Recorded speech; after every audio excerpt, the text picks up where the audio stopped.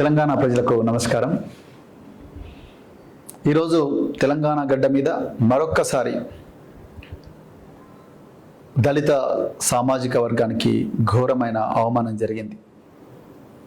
మరి ఇందిరమ్మ రాజ్యం, ప్రజాపాలన, 6 గ్యారంటీలు అని ప్రతిరోజు కూడా ఊదరగొడుతూ ఉపన్యాసాలు ఇస్తున్న ముఖ్యమంత్రి రేవంత్ రెడ్డి గారి సమక్షంలోనే ఒక దళిత సామాజిక వర్గానికి చెందిన ఉప ముఖ్యమంత్రికి ఘోరంగా దేవుడి సాక్షిగా అవమానం జరిగింది.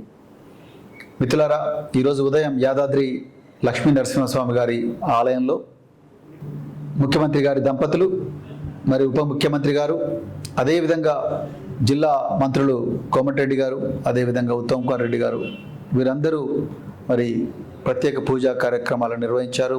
కార్యక్రమాల తర్వాత మరి వారందరికీ కూడా సన్మానాలు చేయడం జరిగింది.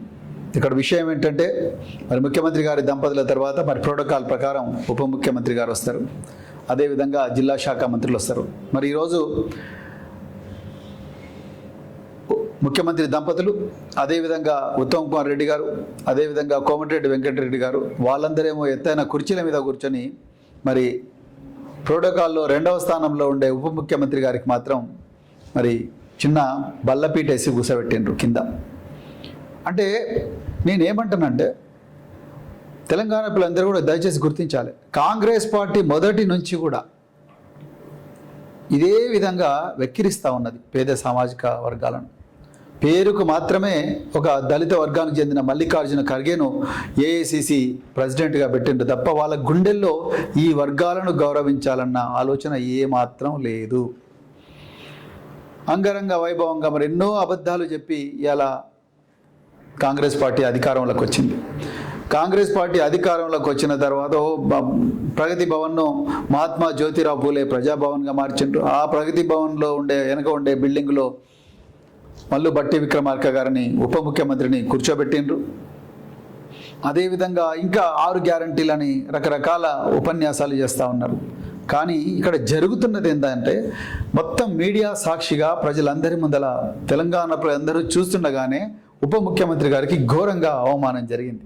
ఇది మొదటిసారి కాదు. మళ్ళీ బట్టి విక్రమార్క గారు కూడా తెలుసు, ఆయన కూడా గుర్తుంచుకోవాలి. ఆయన కూడా మరి ఆగస్టు 18వ తారీఖు నాడు గత సంవత్సరం జరిగిన సభలో కూడా ఖమ్మంలో అదేవిధంగా మల్లు బట్టి విక్రమార్క గారిని అవమానం చేయడం జరిగింది. అదేవిధంగా మరి ఈరోజు కూడా అవమానం చేసిండ్రు. ఈ ప్రభుత్వానికి పేద వర్గాలంటే ఏమాత్రం గౌరవం లేదు లేదు లేదు. ఉంటే ముఖ్యమంత్రి గారు జనవాడలో ఇదే దళితుల మీద, ఇదే క్రైస్తవుల మీద, ప్రార్థనా మందిరాల మీద బీజేపీ మరియు కాంగ్రెస్ నాయకులు అందరూ కూడా దాడి చేసి ఘోరంగా నినాదాలు ఇచ్చుకుంటా దాడి చేస్తే కనీసం ఒక స్టేట్మెంట్ కూడా ఇవ్వలేదు ముఖ్యమంత్రి గారు, ఉప ముఖ్యమంత్రి గారు. వీళ్ళెవరు కూడా స్టేట్మెంట్లు ఇవ్వలేదు. సోషల్ వెల్ఫేర్ హాస్టల్లో, ఏ పేద వర్గాలు చదువుతున్న సోషల్ వెల్ఫేర్ హాస్టల్లో పిల్లలు ఘోరంగా చచ్చిపోతూ ఉంటే, ఆత్మహత్యలు చేసుకొని చనిపోతూ ఉంటే కనీసం ఒక్కరోజు కూడా వాళ్ళ కుటుంబాలను సందర్శించలేదు. అదేవిధంగా ఆ ఆత్మహత్యలు నివారించడం కోసం చర్యలు తీసుకోలేదు. సో వాళ్ళ అడుగడుగున వాళ్ళ శరీరంలో నఖశిఖ పర్యంతం కూడా ఈ పేద వర్గాల మీద కపట ప్రేమనే ఒలకబోస్తున్నారు తప్ప నిజంగా ప్రేమ లేదు, విద్వేషం ఉన్నది. దాంట్లో మరి ఈరోజు చాలా క్లియర్గా దేవుడి సాక్షిగా ఘోరంగా మరి అవమానం చేసిండ్రు. దీనికి ముఖ్యమంత్రి గారు మరి ఆయన ప్రోటోకాల్ ప్రకారం, ఇది అఫీషియల్ కార్యక్రమం, మీరు ముఖ్యమంత్రి గారి హోదాలో పోయినరు, వారు మంత్రులందరూ కూడా మంత్రుల హోదాలను వచ్చిండ్రు. ఉప ముఖ్యమంత్రి గారు ఏం పాపం చేసిండ్రు? మరి ఆయన కూడా ప్రోటోకాల్ ప్రకారం గౌరవం ఇవ్వాల్సిందే కదా. మరి ఆయన ఏం పాపం చేసిండు? ఆయన నోరు తెరిచి చెప్పలేకపోయి ఉండొచ్చు. కానీ పెద్ద మనిషి హోదాలో ఉండే మీరు, మరి రేవంత్ రెడ్డి గారు, మీరన్నా చెప్పి ఉండాల్సిందే. అయ్యా మీరు పక్కకు నిలబడండి, ముందు ఆయన కూర్చోబెడతా, ఆయన ఉప ముఖ్యమంత్రి అని చెప్పి మీరు 2 మంత్రులను వారించాలి కదా.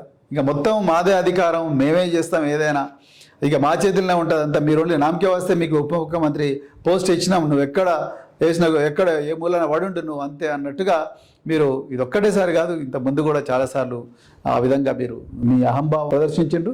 అందుకొరకే నేను మళ్ళీ చెప్తున్నా, రేవంత్ రెడ్డి గారు, మీరు ముఖ్యమంత్రిగా మీరు క్షమాపణ చెప్పాలి ఈ సమాజానికి, ఈ పేద సమాజానికి.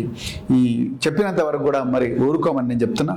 మీకు అసలు ఇంత ఘోరమైన అవమానం మరి ఎప్పుడు కూడా చరిత్రలో జరిగినది. దేవుడి సాక్షిగా ఆ పవిత్రమైన ప్రార్థనా మందిరాల్లో ఇలాంటి ఘోరమైన అవమానం జరగడం అనేది చాలా చాలా బాధాకరమైన విషయం. ఈ తెలంగాణ చరిత్రలో ఒక దుర్దినం అని చెప్పేసి నేను అనుకుంటున్నా.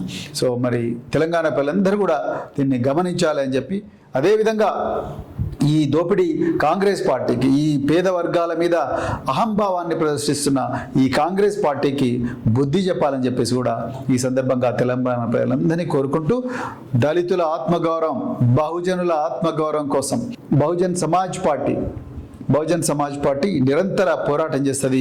వాళ్ళ ఆత్మగౌరవాలు పునాదిగానే, దళిత ఆత్మగౌరవం లక్ష్యంగానే, పేద వర్గాల ఆత్మగౌరవం లక్ష్యంగానే, బహుజనుల ఆత్మగౌరవం లక్ష్యంగానే ఈ పార్టీ మరి రాజకీయాల్లోకి వచ్చింది. తప్పకుండా వాళ్ళ ఆత్మగౌరవం కోసం, ఆత్మగౌరవ రక్షణ కోసం బహుజన్ సమాజ్ పార్టీ నిరంతరం పోరాటం చేస్తుంటుందని చెప్తూ మరొక్కసారి మీ అందరికీ కూడా ధన్యవాదాలు చెప్తున్నాను.